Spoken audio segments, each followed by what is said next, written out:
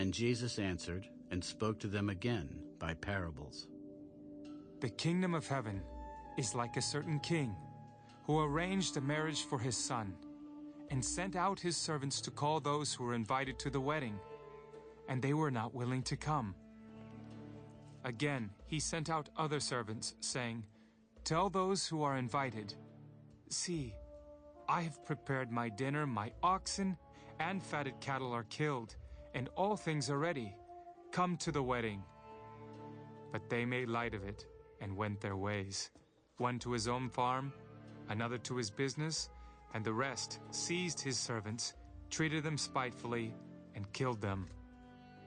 But when the king heard about it, he was furious, and he sent out his armies, destroyed those murderers, and burned up their city. Then he said to his servants, 'The wedding is ready, but those who were invited were not worthy. Therefore, go into the highways, and as many as you find, invite to the wedding.'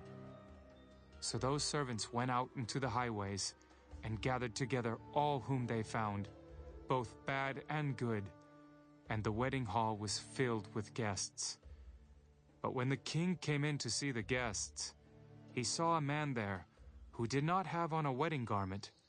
So he said to him, 'Friend, how did you come in here without a wedding garment?' And he was speechless. Then the king said to the servants, 'Bind him hand and foot, take him away and cast him into outer darkness. There will be weeping and gnashing of teeth. For many are called, but few are chosen.'" Then the Pharisees went and plotted how they might entangle him in his talk. And they sent to him their disciples with the Herodians. "Teacher, we know that you are true and teach the way of God in truth, nor do you care about anyone, for you do not regard the person of men. Tell us, therefore, what do you think? Is it lawful to pay taxes to Caesar or not?" But Jesus perceived their wickedness. "Why do you test me, you hypocrites?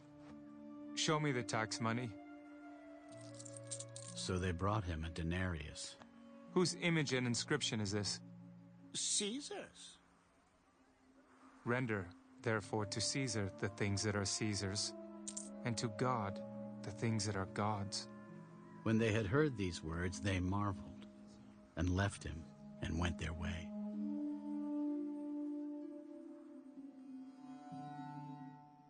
The same day, the Sadducees, who say there is no resurrection, came to him. "Teacher, Moses said that if a man dies, having no children, his brother shall marry his wife and raise up offspring for his brother. Now, there were with us 7 brothers. The first died after he had married, and having no offspring, left his wife to his brother. Likewise the second also, and the third, even to the 7th. Last of all, the woman died also. Therefore, in the resurrection, whose wife of the 7 will she be?